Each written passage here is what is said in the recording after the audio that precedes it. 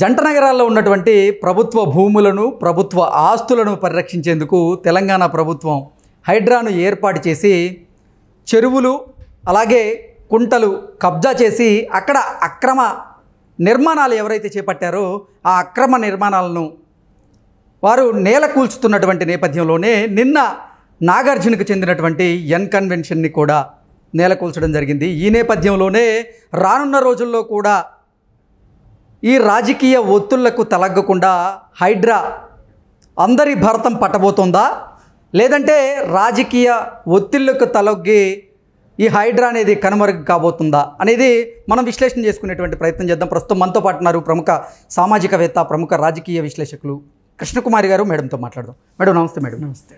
తెలంగాణ ప్రభుత్వం ప్రభుత్వ ఆస్తులను, ప్రభుత్వ భూములను, చెరువులను అలాగే కుంటలను కబ్జా కాకుండా కాపాడుకునేందుకే హైడ్రాను ఏర్పాటు చేసింది. ఈ హైడ్రా కూడా అక్రమ నిర్మాణాలు ఏవైతే ఉన్నాయో వాటిని నేల కూలుస్తూ ఉన్నటువంటి నేపథ్యంలోనే రానున్న రోజుల్లో కూడా రాజకీయ ఒత్తిళ్లకు తలగకుండా ఈ హైడ్రా ఇలాగే పనిచేయబోతుందా, లేదంటే రాజకీయ ఒత్తిళ్లకు తలొగ్గి ఈ హైడ్రా అనేది కనుమరుగయ్యే అవకాశం ఉందా అంటే ఏం చెప్తారు మేడం? ఇప్పుడు ప్రస్తుతానికి మనం ఆలోచించాలి. హైడ్రా అనే దాన్ని రూపొందించడానికి ఒక పకడ్బందీ ప్రణాళిక ఉంది. అవును, ప్రణాళిక లేకుండా చేసింది అయితే కాదు. ఇది ఏదో నామకే వాస్తే అయితే కాదు. అలాగే దీనికి ధైర్యం గల ఆఫీసర్ కావాలి. ఎగ్జాక్ట్లీ. ఆ ధైర్యం గల ఆఫీసరు రంగనాథ్ ఈ రోజుకి ఆయన ఉద్యోగంలో చేరినప్పటి నుంచి ఇప్పటికీ ఆయనకున్న క్రెడిబిలిటీని కనుక మనం చూసుకుంటే కనుక ఖచ్చితంగా ఆయన ఉన్నంత వరకు హైడ్రాని నడిపిస్తాడు. ఒకవేళ ఆయన మారచ్చు. ఓకే. ఒకప్పుడు ఇలాంటి క్రెడిబిలిటీ లక్ష్మీపార్సారథి భాస్కర్కు ఉండేది, ఐఏఎస్ ఆఫీసర్.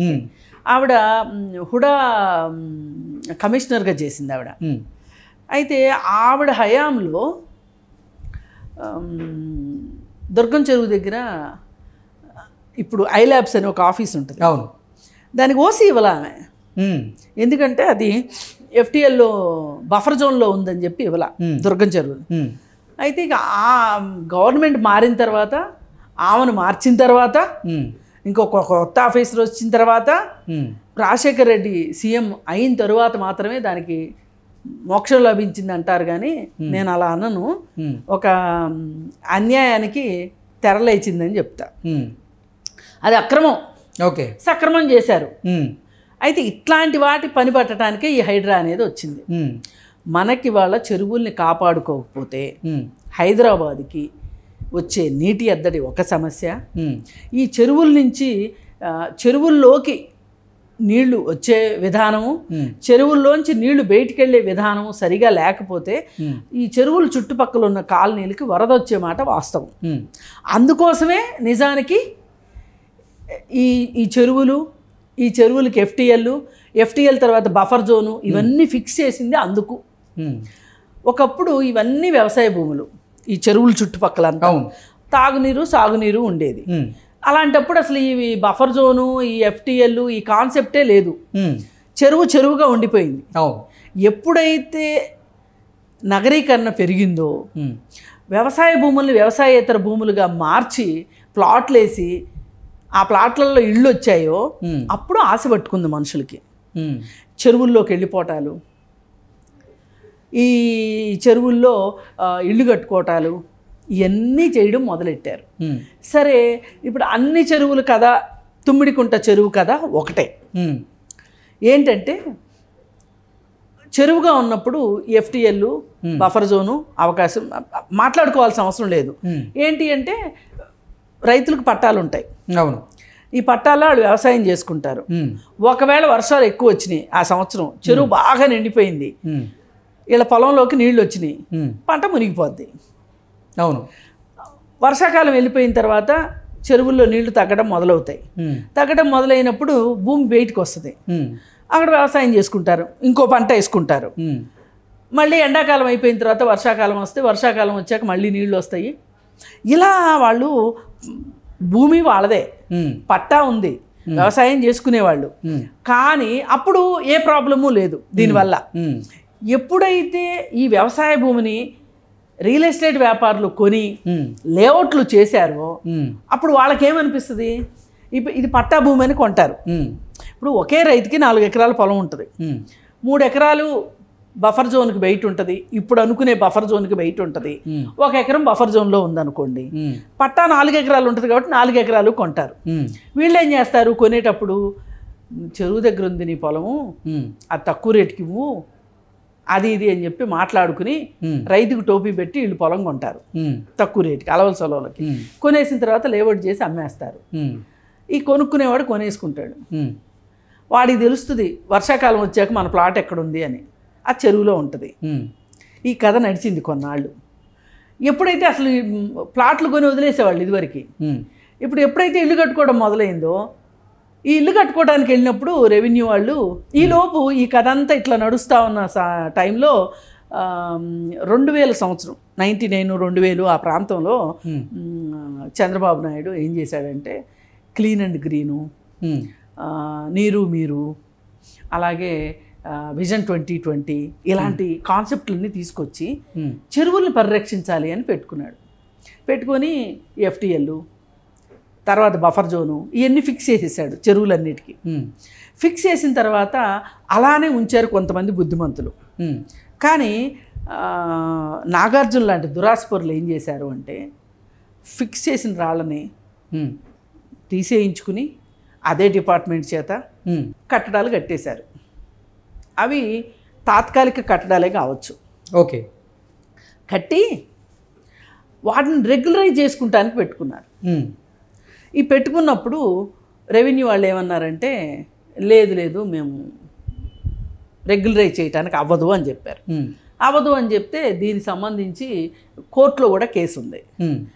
కోర్టు ఏం చెప్తుందంటే ఫస్ట్ మీరు ఎఫ్టీఎల్ ఫిక్స్ చేయండి, బఫర్ జోన్ ఫిక్స్ చేయండి, ఆ తర్వాతే మీరు రెగ్యులరైజ్ చేయండి అని చెప్పింది. వీళ్ళు బఫర్ జోన్ ఫిక్స్ చేయరు, ఎఫ్టీఎల్ ఫిక్స్ చేయరు, ఇది రెగ్యులరైజ్ కాదు. నాగార్జునకు పోయిందే ఉంది, రెంట్లు బోల్డ్ వస్తున్నాయి కదా ఎన్కన్వెన్షన్కి, అలా లాగాడు. ఇలా లాగుతూ ఉన్న సందర్భంలో 2014 అప్పుడు కూడా ఎవరో ఒకళ్ళు ప్రజా వ్యాజ్యాలు వేస్తారు కదా, పిల్లు పబ్లిక్ ఇంట్రెస్ట్ లిటిగేషన్ పిల్లు వేశారు. వేస్తే దీని మీద విచారణ చేసి ఇమ్మీడియట్గా ఎఫ్టీఎల్ ఫిక్స్ చేయండి, బఫర్ జోన్ ఫిక్స్ చేయండి, ఒకవేళ అతని ఆ నిర్మాణం అందులో ఉంది అని తేలితే కూల్ చేయండి అని చెప్పి ఇచ్చింది. ఇప్పుడు కూల్చాలి అంటే ఏంటి, అక్కడ బఫర్ జోన్ ఫిక్స్ కావాలి, ఎఫ్టీఎల్ ఫిక్స్ కావాలి. అవి పేపర్ల మీద ఉంటున్నాయి కానీ ఫిజికల్గా ఉండట్లా. ఇది మేనేజ్ అవుతూ ఉంది. సార్కి మరి ప్రతి ప్రభుత్వంతోనూ మంచి స్నేహ సంబంధాలు ఉంటాయి కదా నాగార్జున గారికి. ఆయన అలా కొనసాగించుకుంటూ వెళ్ళాడు, ఇలా డబ్బులు సంపాదించుకుంటూ వెళ్ళాడు. ఇప్పుడు ఆ కసిరెడ్డి భాస్కర్ రెడ్డి అని ఆయన అప్పుడప్పుడు వేస్తూనే ఉంటాడు హైకోర్టులో, ఏమైంది అని అడుగుతూనే ఉంటాడు. సరే, ఇట్లాంటి ఫిర్యాదులు కొన్ని వచ్చినాయి. దీని మీద 2014లో హైకోర్టు చెప్పినప్పటి నుంచి రేవంత్ రెడ్డి మాట్లాడుతూనే ఉన్నాడు ఈ విషయం గురించి. కేటీఆర్ ప్రతిసారి సమాధానం చెప్తానే ఉన్నాడు, అదంటూ తేలితే ఊరుకోము అని. కానీ తేల్చట్లా. ఇది తేల్చాలి అంటే ఒక చిన్న లిటికి ఏంటి అక్కడ కిటుకు, ఎఫ్టీఎల్ ఫిక్స్ చేయాలి. మేము ఎఫ్టీఎల్ ఫిక్స్ చేయం, బఫర్ జోన్ ఫిక్స్ చేయం, అది కూలగొట్టాం. ఇలా జాప్యం చేసుకుంటూ వచ్చారు. ఇది ఒక్కటనే కాదు, ఇప్పుడు నాగార్జున చెప్తుండొచ్చు నాది పట్టా భూమి అని. ఇవాళ ఇంత మంది మాట్లాడుకోవటము, నాగార్జున కూడా ఇలా చేస్తాడా అని అనుకోవటము, ఇవన్నీ వింటే నాగార్జునకు కూడా చాలా బాధగా అనిపించవచ్చు. అనిపించి అది పట్టా భూమి అని చెప్పడానికి ప్రయత్నం చేస్తున్నాడు. ఇది పట్టా భూమి, ఇది ప్రైవేట్ వ్యక్తులకు సంబంధించినటువంటి భూమి, మా దగ్గర ఆధారాలు ఉన్నాయి అనేటువంటి వాదనలు ఆయన తెర మీదకి తీసుకొచ్చారు. నేను కూడా అదే చెప్తున్నా కదా, పట్టా ఉంటుంది కానీ దేనికి వాడాలి అనేది కూడా ఉంటుంది. అదే మీరు ఆ ఎఫ్టీఎల్లోకి వెళ్లకుండా బఫర్ జోన్లో మొక్కలు వేసినట్టయితే, బఫర్ జోన్ యువతలు మీరు నిర్మాణాలు చేసుకున్నట్లయితే పేచీ ఏముంది? అసలు వాళ్ళు ఎందుకు కోలగొట్టేవాళ్ళు? అసలు నీకు ఏ దురుద్దేశం లేకపోతే మంచిగున్న స్థలాన్నంతా అట్లా అట్టిపెట్టి ఎకరాల భూమిని పార్కింగ్ పేరుతోనో ఇంకో పేరుతోనో అట్టిపెట్టి నువ్వెందుకు ఎఫ్టీఎల్లోకి వెళ్ళి నిర్మాణాలు చేపట్టావు? బఫర్ జోన్లోకి ఎందుకు వెళ్ళి నిర్మాణాలు చేపట్టావు? తప్పే కదా మరి. అంటే అవకాశం దొరికితే నువ్వు రెగ్యులరైజేషన్ కూడా పెట్టుకున్నావు అంటే ఏంటి అర్థం? ఇది మామూలు విషయం కాదు. అవును. అంటే ఈ చడి చప్పుడు కాకుండా ఫైల్ కదిలిపోయి నీకు రెగ్యులరైజేషన్ అయిపోతే ఓకే, అవలేదు కాబట్టి ఇక్కడ ఆగింది ఇది. ఎగ్జాక్ట్లీ. ఏది ఏమైనా